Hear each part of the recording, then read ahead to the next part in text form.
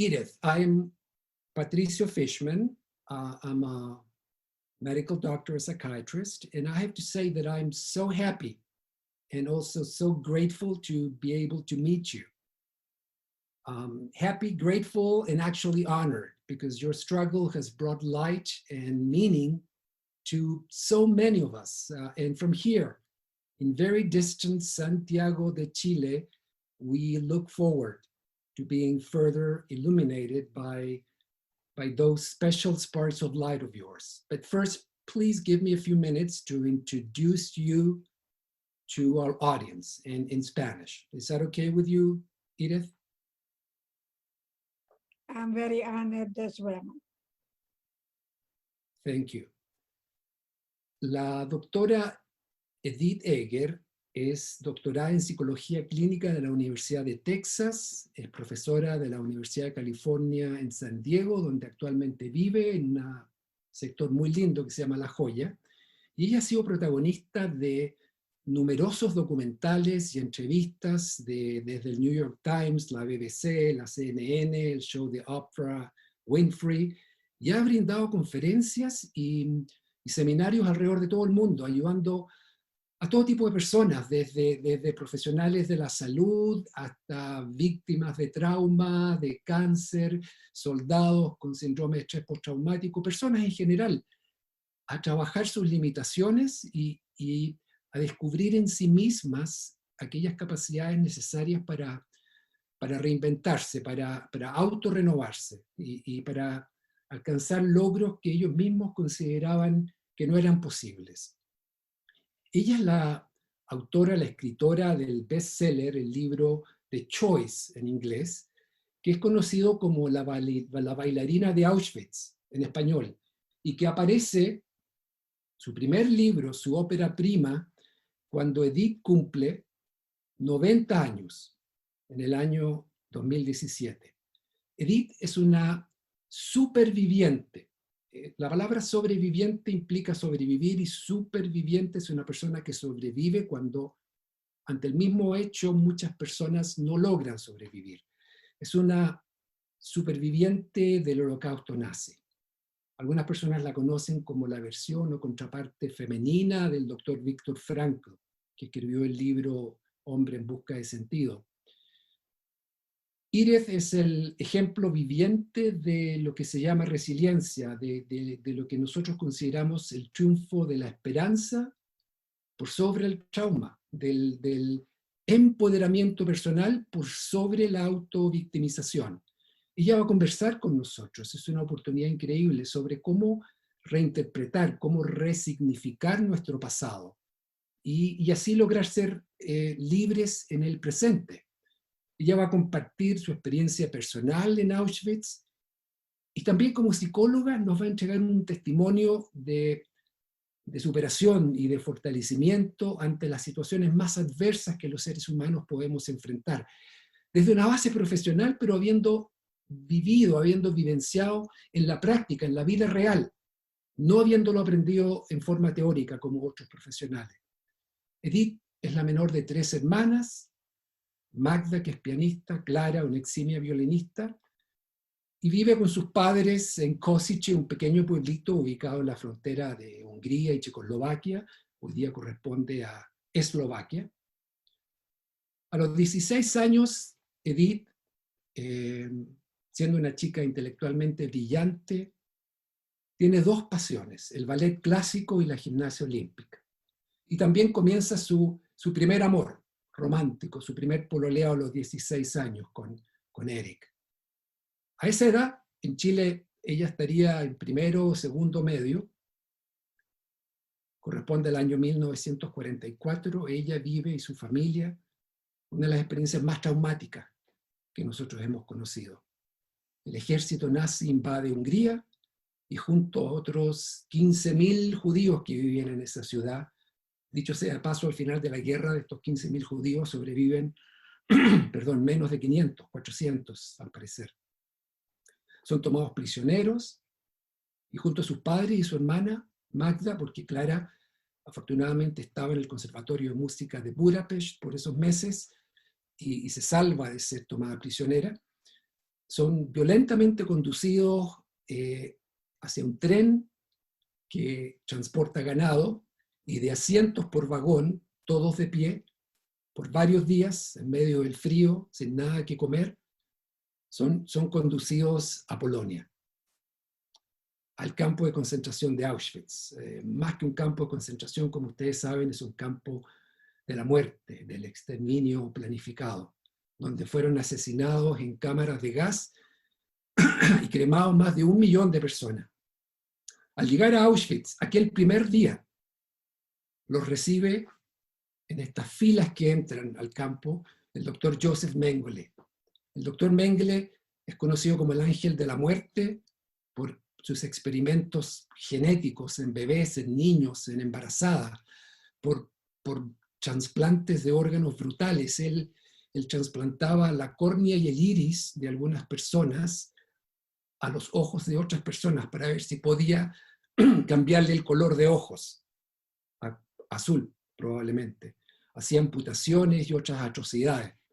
Él los recibe, separa en hombres y mujeres, y dentro de las mujeres separa a las mayores de las menores. Edith se niega a separarse de su madre, pero el doctor Mengele, en forma muy bondadosa, le dice que se verán en un rato más. Así que son transportados a distintos lugares. Sus padres son llevados directamente a unas duchas masivas, desde donde no sale agua, sino que sale gas, como ustedes deben saber. Son gaseados y asesinados y posteriormente cremados. Edith y su hermana Magda a las pocas horas preguntan por sus padres y la respuesta es que miren allá arriba las chimeneas, ese fuego, ese humo que sale arriba, esas cenizas son sus padres. Y de aquí en adelante, les dicen, piensen y hablen de ellos en pretérito, en tiempo pasado. Junto a otras decenas de miles de prisioneros, ambas sufren hambre, inanición, son corroídas por el frío de la nieve que las rodea, enfermedades, fiebre tifoidea y la terrible violencia de los soldados nazis que abusan y asesinan y les privan de toda, de casi toda su dignidad, porque Edith nos va a hablar de que hay algo que no le pueden quitar, que es lo que ella tiene en su mente, sus pensamientos. Ella nos va a enseñar. Una palabra sobre el libro La bailarina de Auschwitz. De hecho, Edith está trabajando en un segundo libro y también eventualmente en un tercero, entiendo que de recetas de comida húngara. Ella nos va a hablar de su experiencia en Auschwitz, pero también su experiencia junto a su hermana y otras miles de personas con estos trajes rayados que fueron puestas como escudos humanos en el techo de trenes que transportaban armas nazis hasta Austria, y así poder evitar que fueran bombardeados por la Fuerza Aérea Británica. Ella nos va a contar de cómo, pesando 32 kilos, siendo una niña de 16 años, hueso cubierto de piel, ella fue rescatada mucho más muerta que viva desde un montón de cadáveres que fueron lanzados al cementerio de Gunskirchen, donde un soldado americano logra ver una mano que débilmente se mueve de entre este montón de cuerpos que tenía encima suyo. Pero sobre todo nos interesa hablar de la lucha que ella ha dado por ya más de 75 años, por ganarle al dolor, a la angustia, a los ataques de pánico, a las pesadillas, al miedo a las sirenas, a los portazos, al trauma, pero también su triunfo sobre el odio y sobre la autovictimización. Y cómo esa lucha a Edith le ha significado su salvación, le ha dado sentido a su vida, y cómo ello también nos ha dado sentido a miles de otras personas alrededor del mundo que han aprendido de ella. Edith, welcome back. I switched to English. It's such an honor to have you with us. Thank you, Dr. Fischman. You know, the translation of your book, the choice in English to Spanish, is The Bailarina of Auschwitz. Can you tell us about that experience in the barracks with Dr. Mengele, which probably gave rise to this title? I can tell you the experience because I can picture myself right now. People tell me that I overcame, but I didn't. And I am standing there, and my friends are looking at Dr. Mengele, who said, I want to know the new arrivals, and I want to know who can entertain me. And my friends just picked me up and put me in front of him and told me, dance for me. And I was having no idea who he was. And so I began to do my routine on the Blue Danube. I can still do it for you. I start with a high kick and then I do a split.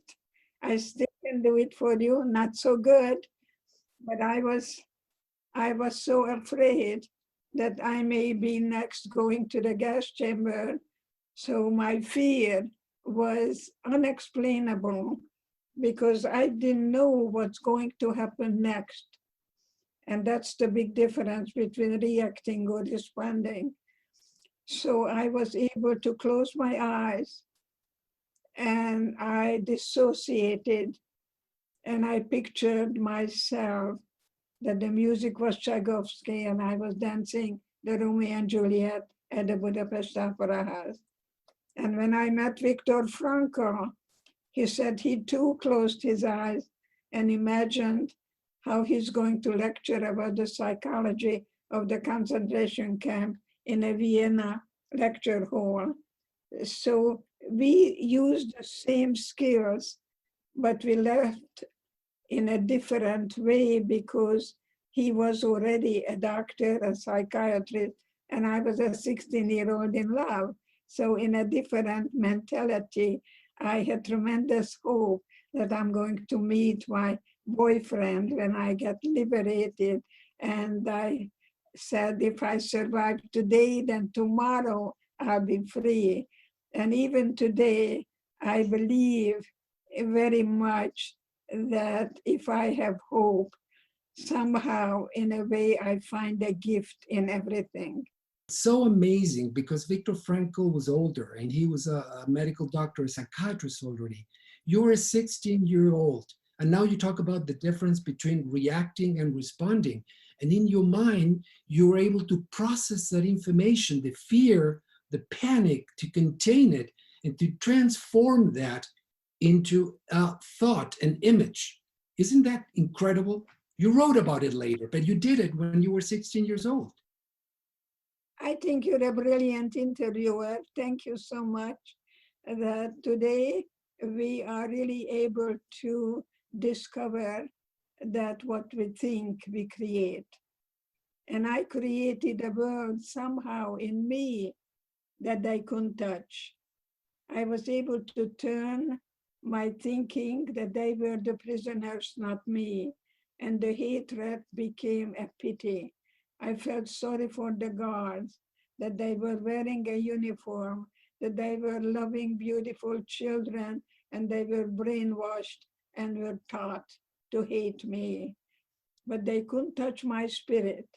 So, we have our genes that we cannot change. We have the environment. I'm choosing how to respond to the other two. So I think that is very important. We had the positive and the negative reinforcement. The negative was death, and the positive was life. It wasn't but yes, and this is temporary. And if I survive today, then tomorrow I'll be free. I was always into the tomorrow. But you mentioned temperament, and there's always this controversy, this dispute between nurture versus nature. And what are we born with, our hardware, what comes from our own factory versus what we acquire, the software of life. If we have a difficult temperament or insecurity, anxiety that comes with our genes, do you think we can fight and overcome what seems to be determined by genes? I don't think we overcome. I think we come to terms with it. There is a special place in my heart. I call it my cherished wound. I think the suffering made me stronger. And I think the suffering made me look at life from inside out, not to wait for something or somebody to come and make me free. I created a world inside me. They could put me in a gas chamber. They could really torture me, and they beat me very badly. And that's what I bring today, that somehow in everything in life, there is a gift in it. But I like to be a realist, but not an idealist. Because when the idealists don't find what they're looking for, they become very sarcastic and cynical. And we had to have humor in Auschwitz. We were able to talk about the food and the way we're going to eat and eat and eat. You know, Abraham Maslow was very good with the hierarchy of needs, that while you are hungry, that's all you talk about. And And what then, about the topless dance? I mean, oh, isn't that humor? yeah, we had the book contest, yes. And guess who won? Yes, yes, I had a beautiful body, but I didn't know what to do with that. Yeah, I But you didn't know. danced and you won the contest. Well, I did get a little loaf of bread. Yes, I won the book contest. Yes, today I won't win that. You, But personality. well, you also mentioned, and that's a real sense of humor, one of the most sophisticated of human defense or coping mechanisms. You mentioned that when they're drawing blood from you to have it supplied to German soldiers in the front, you start thinking about how funny it would be that these German soldiers were fighting their war with the blood of naive Jewish girls. Exactly. Exactly, but I could not yank my arm away as she took my blood. But deep down, I said, how stupid you are, that with my blood, you're never going to win the war. So I think it was very important to have philosophical humor, but not sarcasm or cynicism. Right. It's a different. Magda has a very good sense of humor, your sister, doesn't she? Great. She she she tells you jokes, many, many, many jokes, one after the other. I don't have such a good sense of humor. I go see the movie, and people are laughing, and I don't know what they're laughing about. I don't seem to have that talent that she does. I wondered about Dr. Mengele, and someone told me that he was in Paraguay, and then he went to Chile and he died in Chile. I don't know if that's true or not.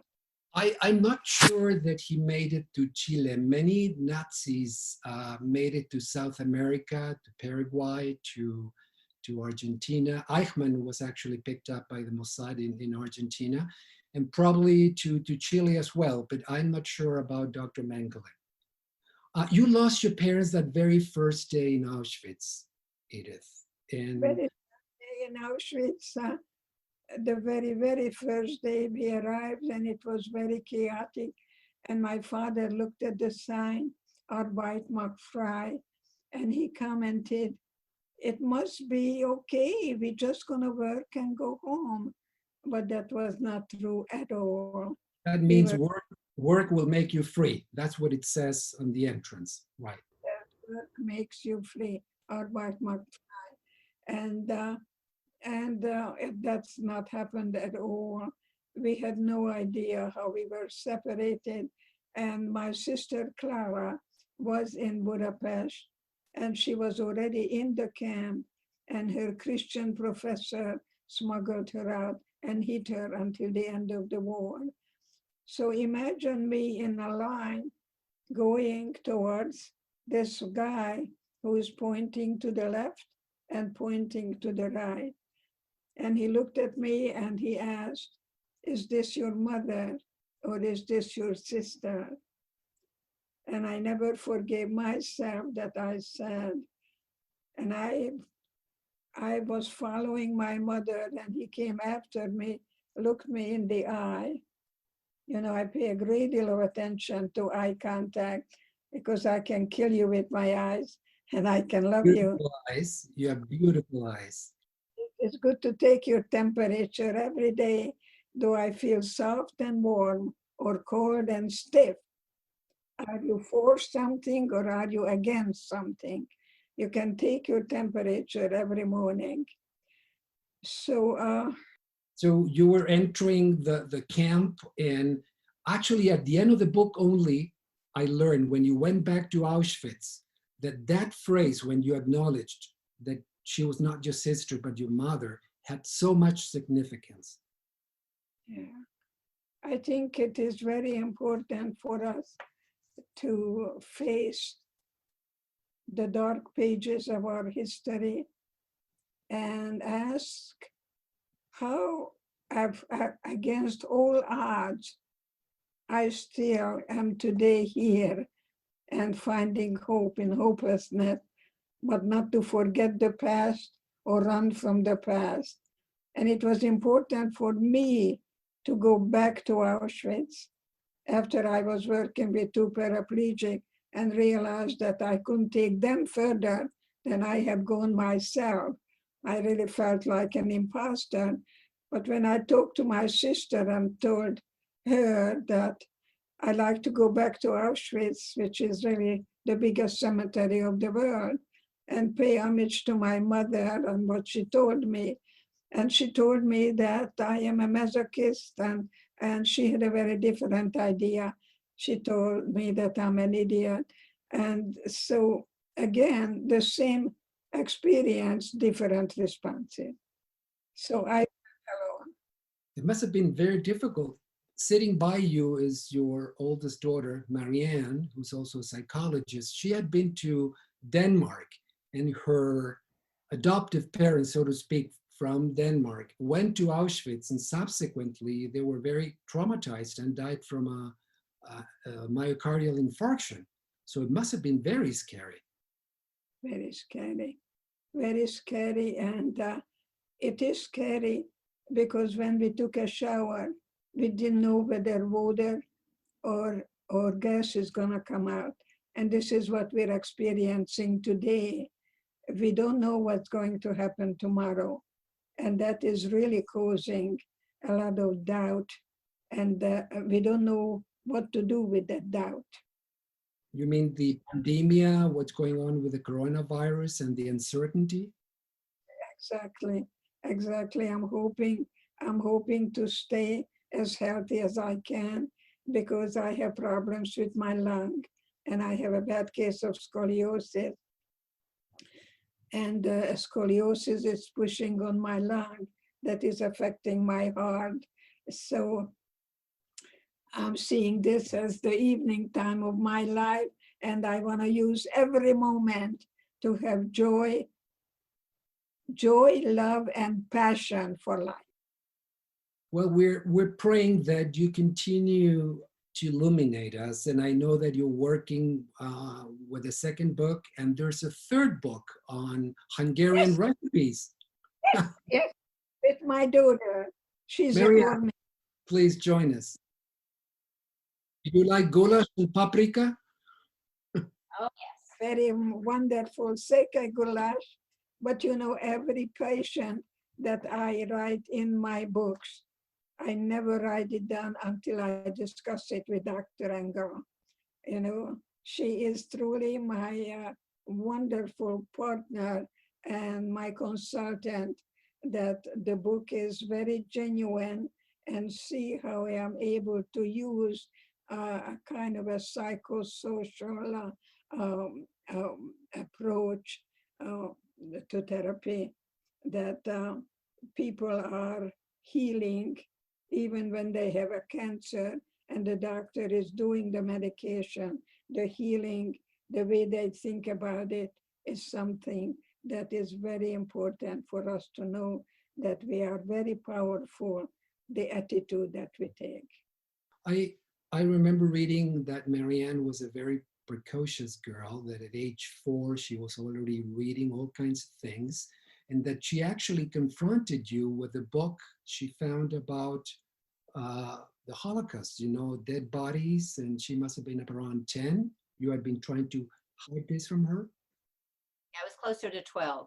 Okay. Yeah. That must have been a shock for you because you were trying to keep that from your children. You never wanted them to experience, even vicariously, what you had gone through. Absolutely. I didn't want to do anything in my power that my children would unfortunately suffer. And so I kept it as a secret. And my husband was a partisan, and he was much more open about that. So when Marian was 16 and went to her beautiful dance in school, my late husband said, "Go and enjoy yourself." When your mother was 16, she was in Auschwitz. So I thought I was going to kill my husband. That's what I wanted to do. How dare you? How dare you murder that little girl's spirit? She didn't take it, so it was fine. But I was so angry at my husband. How dare you bring the past into the present? In the process of all these years, personally and professionally, helping people, you finally made a decision that you had to face all the ghosts from the past. And you chose to do that, well, in several ways, but you finally decide to go to Berchtesgaden, to Eagle's Nest, where Hitler planned many of his atrocities. How did you build the courage to go precisely there? Well, I was invited as a psychologist to talk to 2,000 American soldiers. And I was dictating a letter to my secretary that I'm not able to go because I have emotional issues. And my late husband, who was the partisan, said to me, "If you don't go back there, then you're still a prisoner and you give Hitler a posthumous victory." And guess what? I went. Well, quite a But character, Bella. I went back to Berchtesgaden and I slept in Goering's bed, and I was coming down the Persian rugs, and downstairs was Hitler's bunker, and I was the keynote speaker.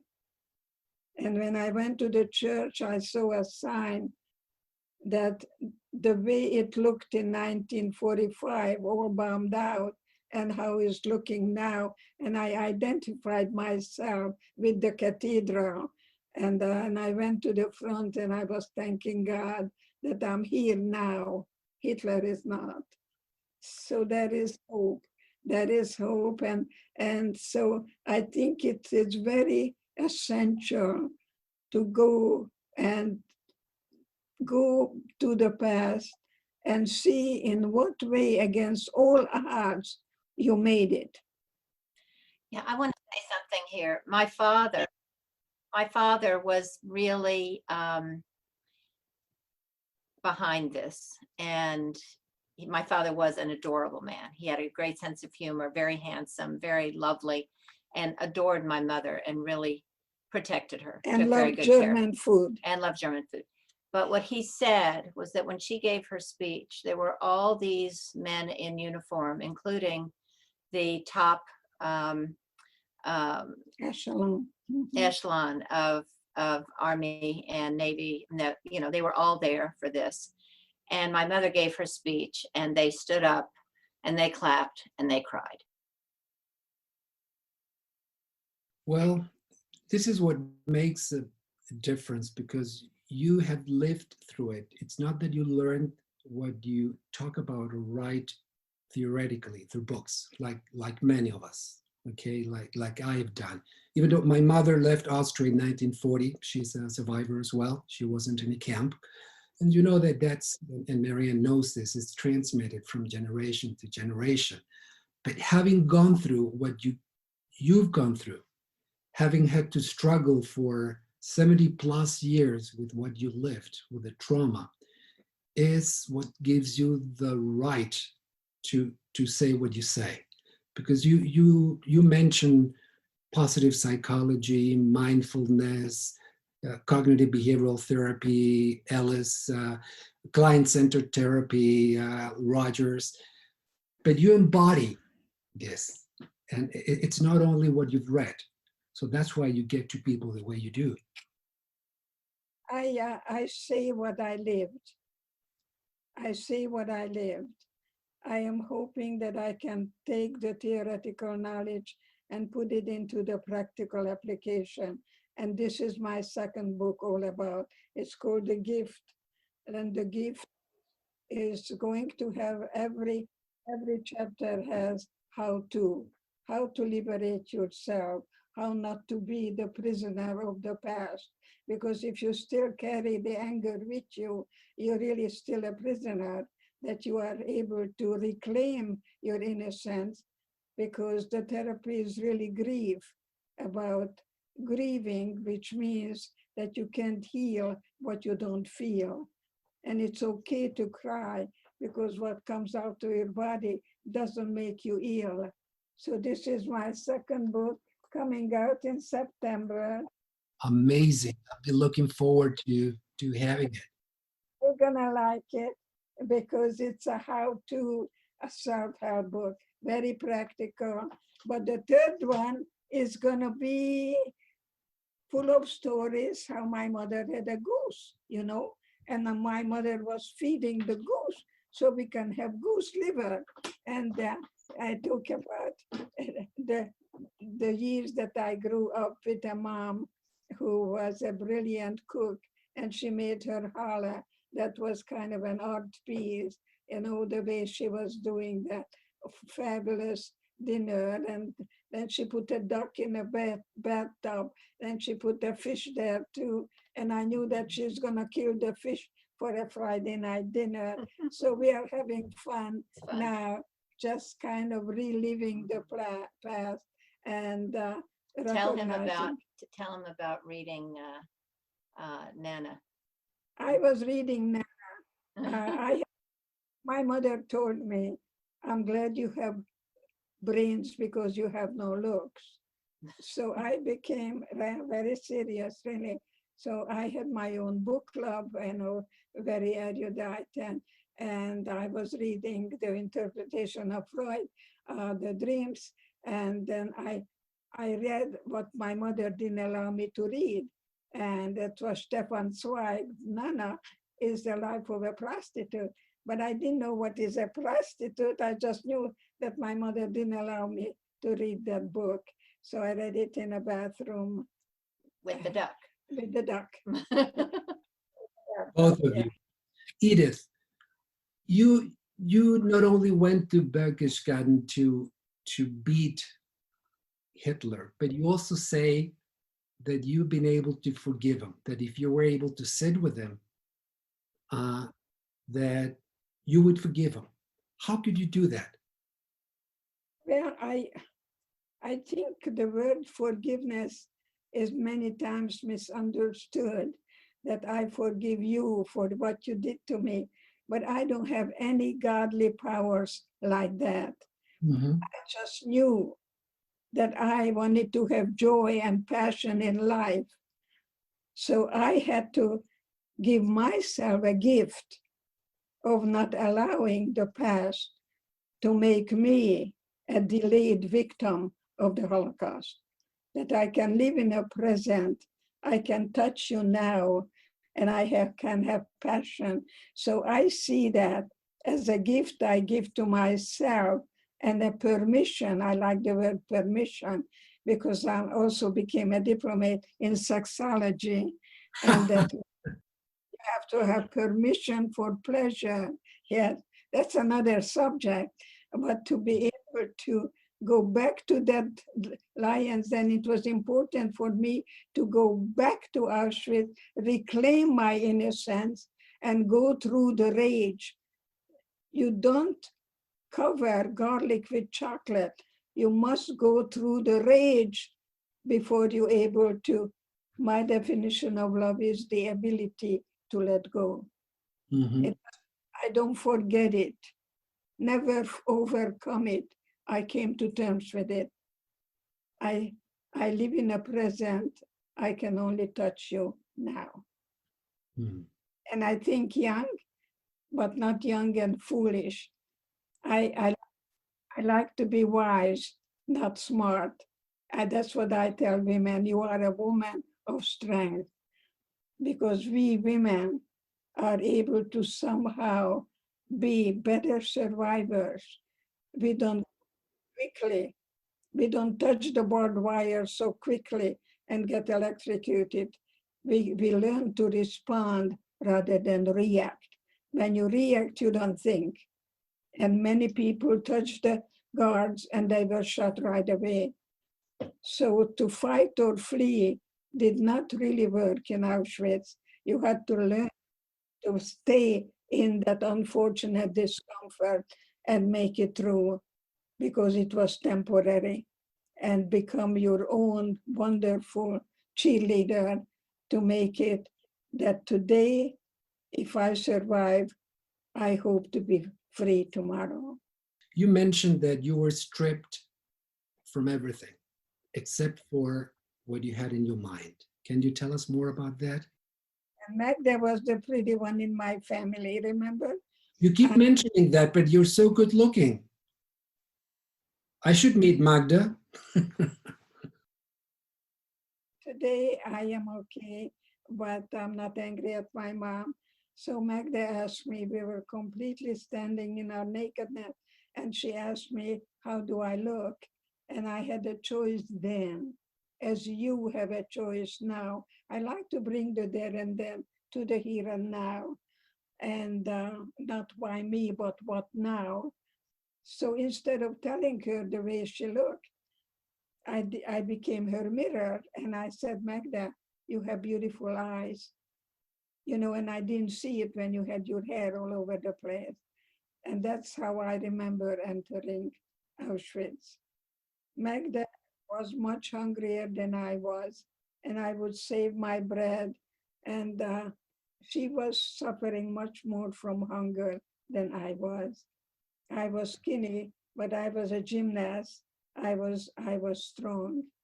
But when I danced for Dr. Mengele and he gave me a piece of bread, I could have eaten it up myself, but I learned that I had to go beyond the me, and I shared my bread with the girls. And when we were in a death march, I was almost shot when I stopped, and they came and carried me so I wouldn't die. Now that is really unbelievable, that the worst brings out the best in us. Well, I'm thinking about what you're saying and wonder, why is it that when we're facing terrible circumstances or when we are disadvantaged, some of us, like you did, look into what's left, what's positive. We can discern what's still left there for us. And with strength, we struggle to try to make it, whereas other people are filled with hatred and they find someone, a scapegoat or a group or an entity to blame for their miseries. What makes a difference? I think children blame. Children blame, and while you blame, you're still a child. I think it's very important to know that there is no freedom without responsibility. Eric Fromm will talk to you about escape from freedom. I think it's very important to recognize that there is no freedom, that if you want to grow up, you still want to drink or eat, but if it's not in your best interest, then you don't do it. I'm very proud that my heritage has to do with my ancestors, that they didn't have it as good as I do, and they never gave up. And I carry that blood, and my children and grandchildren and great grandchildren have my book on their living room. That's the biggest gift that I can give to the children, that I want to be a good role model. What do you think your legacy will be? How will you be remembered? How would you like to be remembered in years from now? that she did everything in her power to see to it that will never ever happen again. As long as she lived, she was out there speaking, talking, and possibly going from the stage to rest in peace. I'm going to be very happy in my deathbed, not to ask what the world didn't give me and refuse to be a victim. Remember, it's not who I am, it's what was done to me. And I don't want to minimize it or trivialize it at all. I think it was hell. It was hell every day because we never knew what's going to happen next. But you also say that it's not only what has been done to me or what is done to me, but the way that I process that, the way that I feel, the way that I signify that, and the way that I face that. That we're not just victims or passive witnesses of what happens to us. And the more choices we have, the less we feel like a victim. I was fortunate enough to be able to change the hatred to pity and to be able to be a realist, not an idealist, and to be able to somehow look forward how I'm going to see my boyfriend, who was a very active Zionist, and we had a that we're going to go to Palestine. We had ideals, we had goals, we had a purpose, we had a tremendous will, tremendous will to be able to, no matter what, against the odds, somehow we're going to make it. I never even thought about ever staying in Auschwitz, even though I was told every day that the only way I will get out of here is as a corpse. So you take the stimulus and you learn to be able to, that's what I tell children who are bullied. I say the more they talk, the more relaxed you become. And when they're done, you say, thank you for your opinion, that you learn not to react, but how to respond. Because it takes two to fight, it takes one to stop it. You're saying it, and we could learn to say this to others and to our patients, but how do you live? Are you dissociated between the Edith, the person, and the therapist, when the person still has anxiety and struggles when there's a siren going on and someone locks the door, loudly, and then you're trying to teach something to someone who's going through something similar in a different way? How do you do that? You cannot teach anything to anyone unless they have the desire to learn. I think I create an atmosphere, and I never ask, how can I help you? I say, how can I be useful to you? That I'm not working on you, I'm not doing anything to you, I'm doing it with you. I am a guide, and we go to the darkness, but we don't stay there. We go through the valley of the shadow of death, but we don't get stuck in there. Because if you're stuck in there, you can get very addicted to the anger and not really see ever the light. I see it like a dark tunnel. You can't go over it or under it, you gotta go through it and then somehow see the hope and the light. And I was fortunate enough to be able to find the that God that guided me. When people ask, when was God in Auschwitz? And I say, God was with me, guiding me to change hatred into pity. I thought that they have a conscience, and I thought they were going to pay with their conscience. And I was able to actually get rid of that hate and turn it into pity. Some people call that sublimation, turning one form of energy into another. All And an energy, emotion is energy. exactly. Emotion, yes. Yes, it's all energy. And I am full of it when I get up in the morning. I look outside. If nothing hurts, I'm dead. So if anything hurts, I know I'm still alive, and I am welcoming the day, and I make a decision how I can do anything that day, that in the evening I'm going to be satisfied. So life is just one day. That morning sunshine will not come back. And that's why you don't seem to appreciate sometimes what we have. I am known never to leave food on my plate. If you invite me to go to anywhere, my daughter takes me to the finest restaurant, and there is no way I want to leave anything on my plate or in her plate or in everybody's plate. I'm going to take it home and eat it in the morning. And she's telling me, it's okay, Mom. It's okay to leave food on your plate. It pains me to throw out a piece of bread. When you didn't have anything to eat and you were starving to death, how could you leave any food in the plate? Right, exactly. Let me present to you one situation which I think stands out in your life. You mentioned that you separated and divorced Bella, and you realized that later that it was because you had not come to terms with your own issues. Could you tell us a bit more about that and what happened later? Yes, when I came to America, I didn't speak a word of English.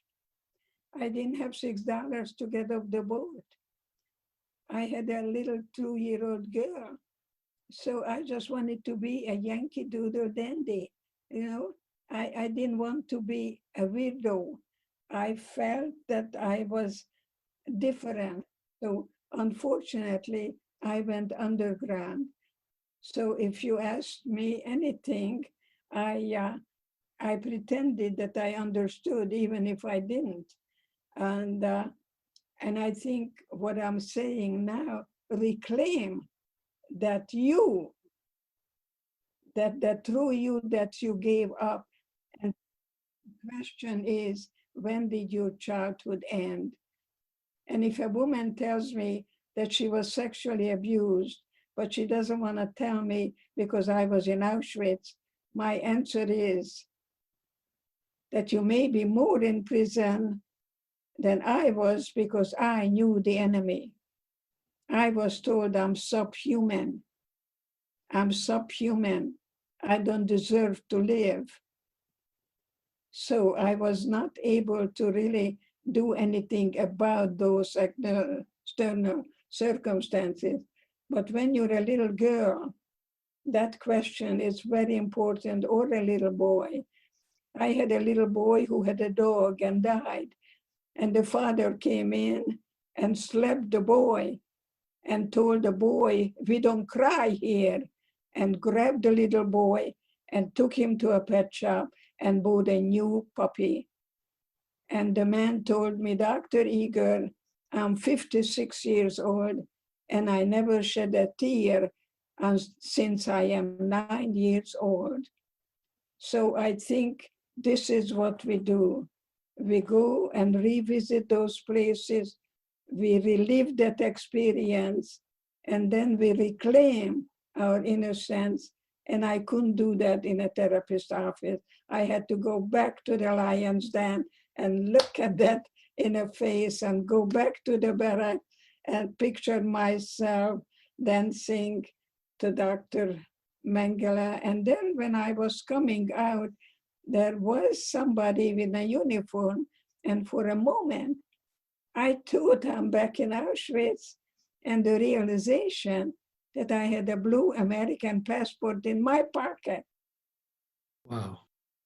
That's the work I do now, that I take your hand and we take a journey, and you got to go through the rage So finally, you can truly let go, but not to forget it or not to overcome it.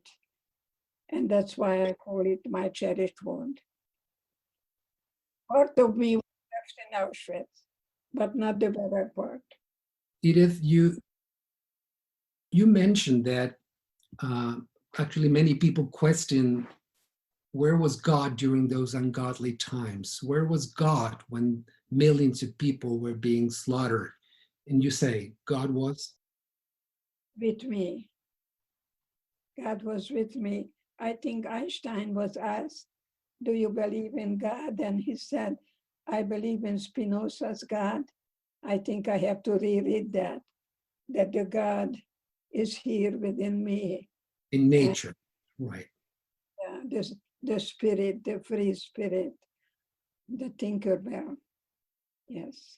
If I take you back to those horrible times, you were 16. What did you think happened to people when they died? Did you have any preconception about what happened?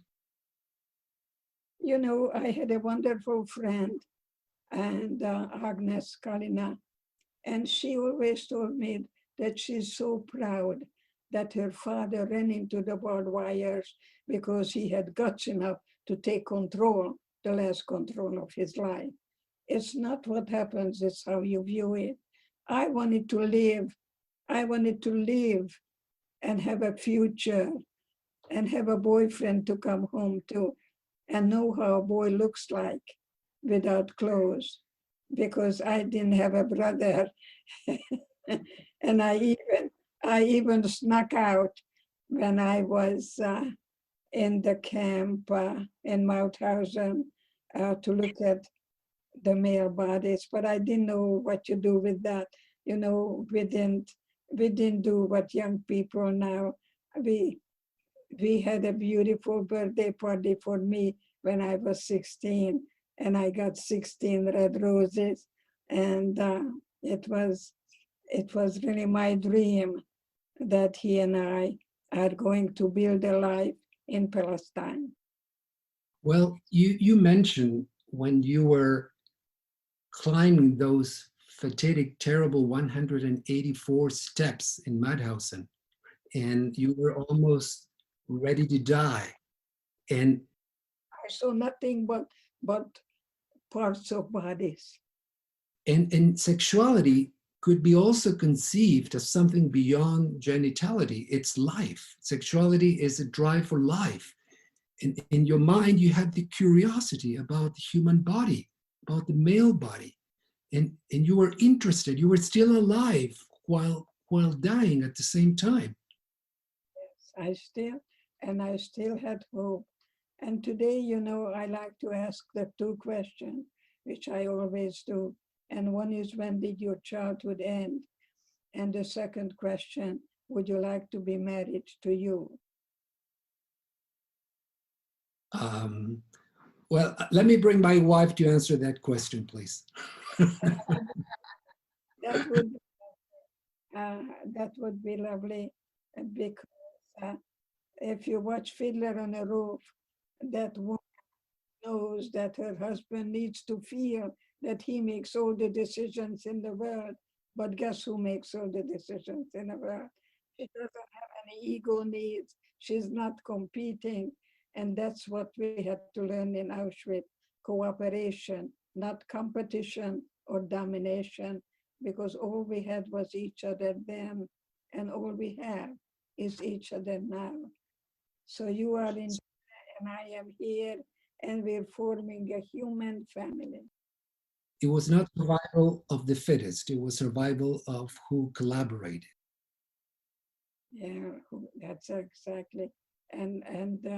And to open up communications, that is the most important thing, that we open up communications and listen to each other, and not to compete or dominate, but to really listen and learn from each other, that I can be I and you can be you.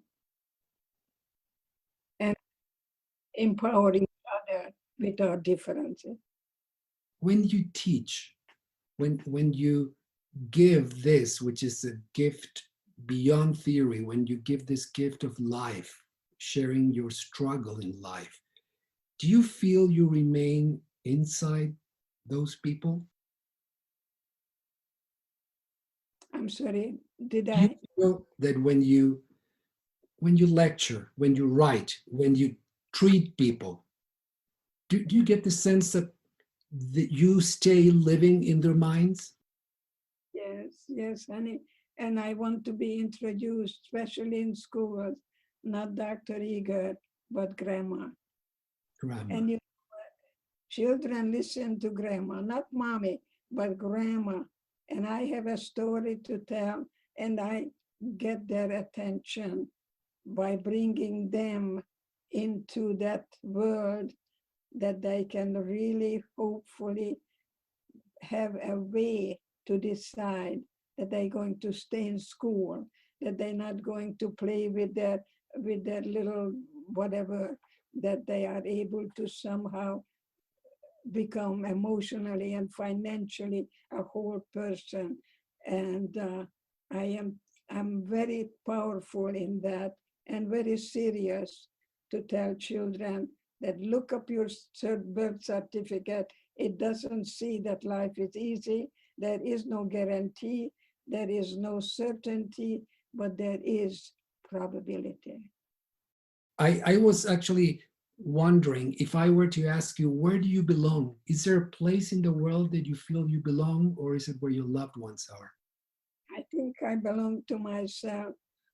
Wherever I go, I take myself with me, and I could spoil it too. It's about the way when I go anywhere, I look for good food wherever I go, and I look at life as cooking, and the ingredients is that I put joy and love, and most of all, passion for life.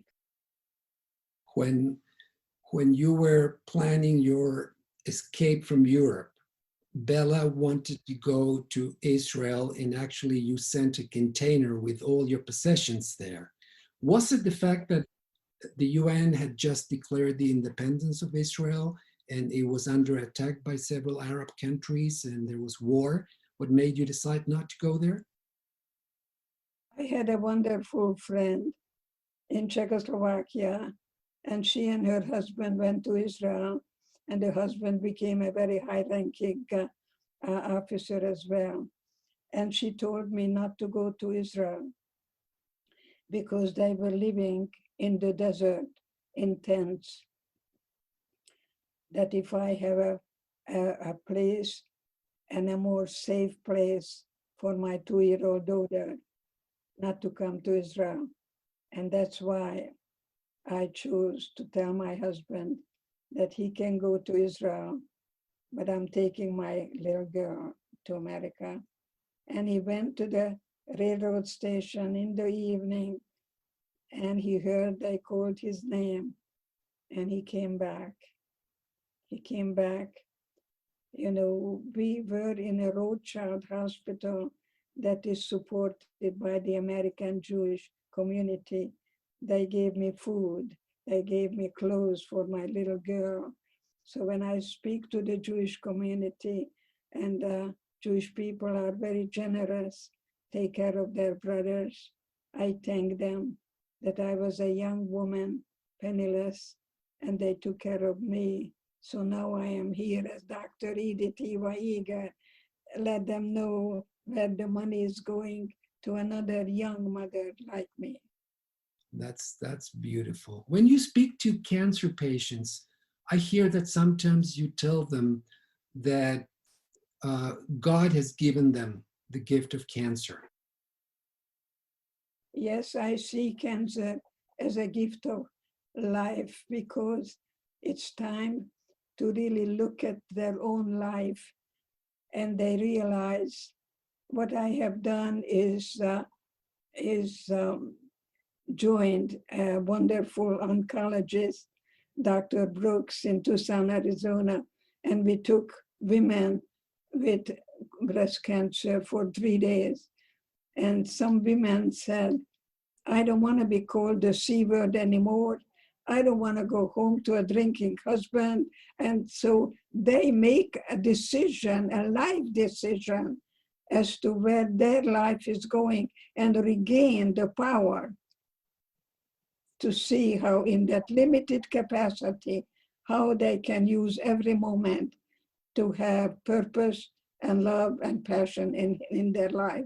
So that's why I call it, a gift of life. That is time to take time out and see how you are communicating with yourself, because that's the only one you're going to have for a lifetime is you. All other relationship will end. So love yourself. Self-love is self-care. It's not narcissistic. Oh, yes.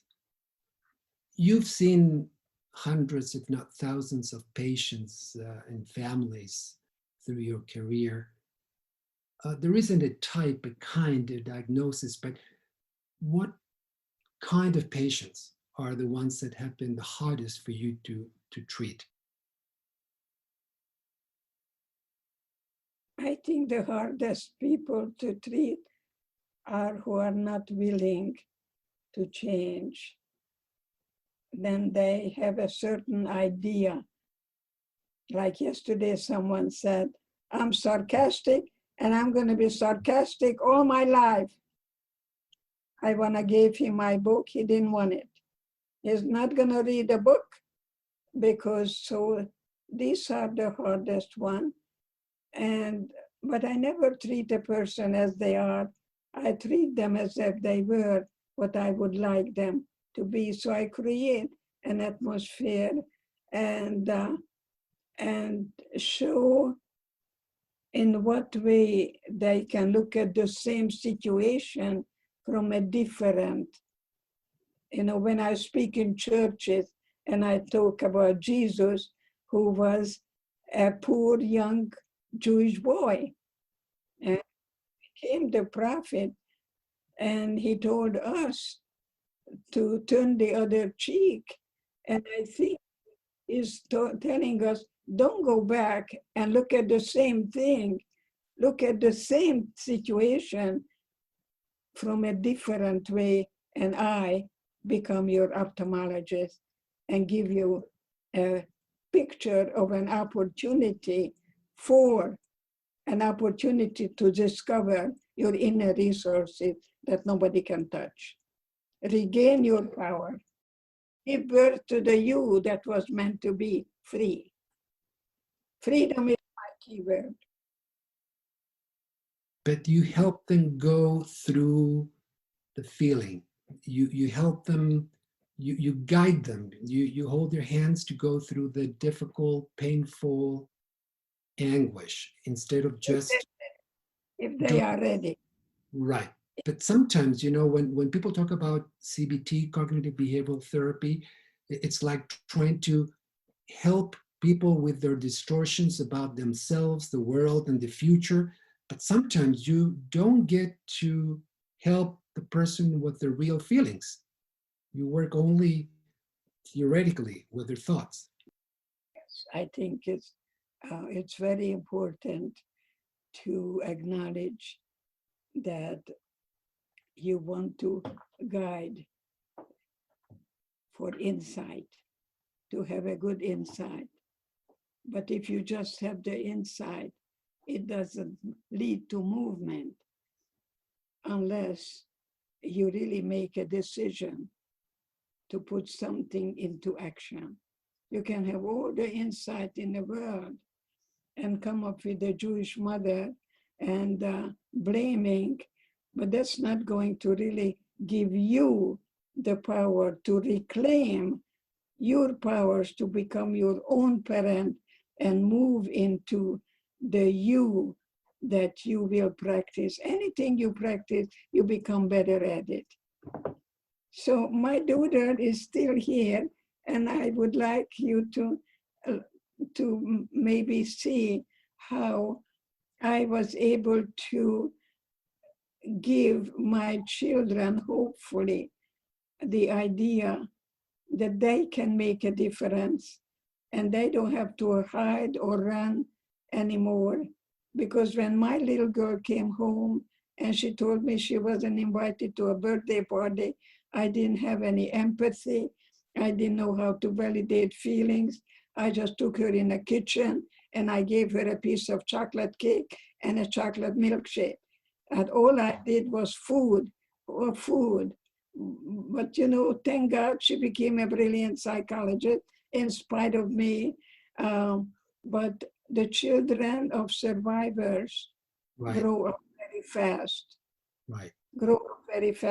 because they learn how to speak English and they learn how to eat tuna fish and they know how to find peanut butter, all the kind of things that we didn't know about. So I think it's very good to study if you are part of the immigrant families and Mhm. see what you can meet the three generations and what you can learn from each other.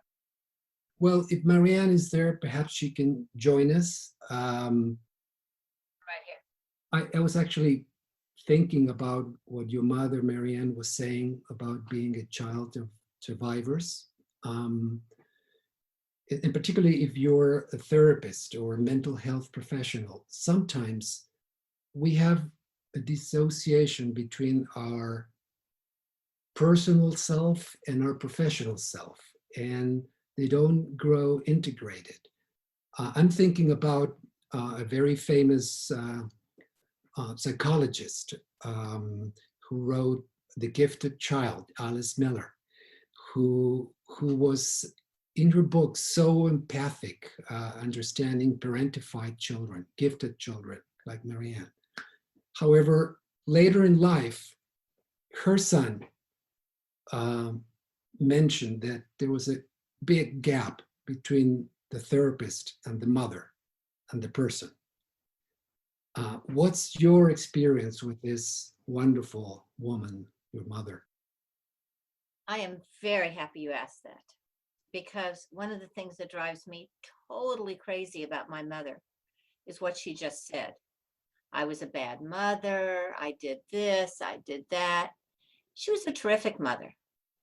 Um, and,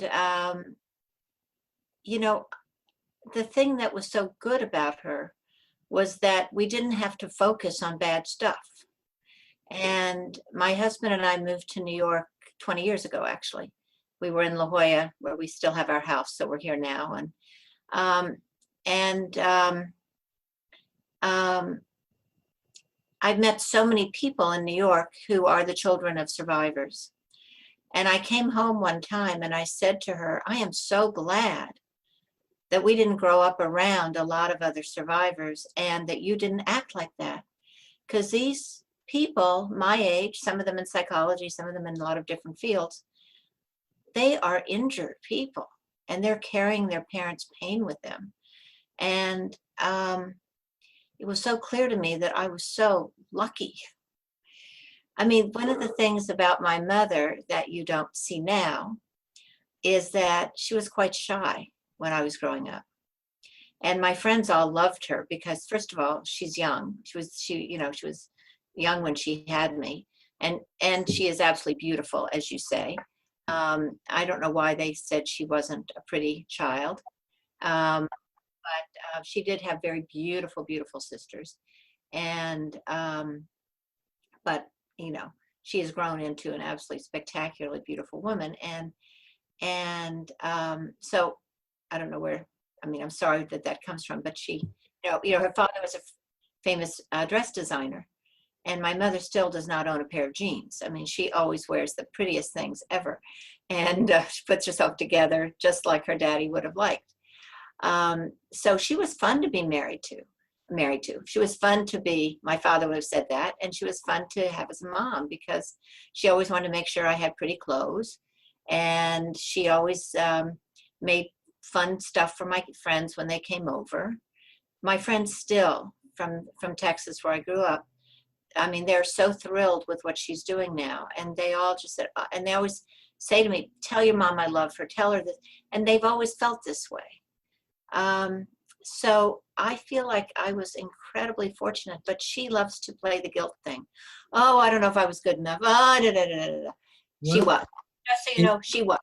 if she wakes up one morning with no back pains and not sharing any guilt, be worried.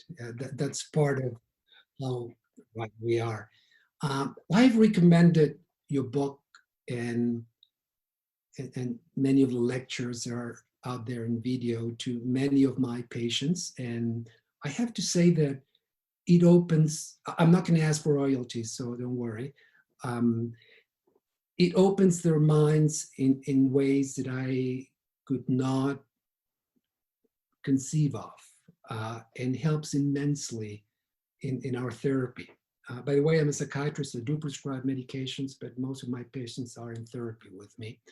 And um, and I'm beginning to experience something that a few times, I'm going to disclose this, happens to me when I'm reading a book, few books like yours, which is by the end of the book, I start getting a little anxious and I get distracted and I feel like I don't want to end the book, uh, because it feels like a separation. It feels like the end of something, which is exactly what I'm feeling right now with you, Edith, and with you, Marianne. Uh, I am so grateful, so happy. We here in Santiago, Chile, and the many, many people that are watching this are very, very grateful and happy that you've been able to share with us something that's not only professional, it's so personal, it's so intimate.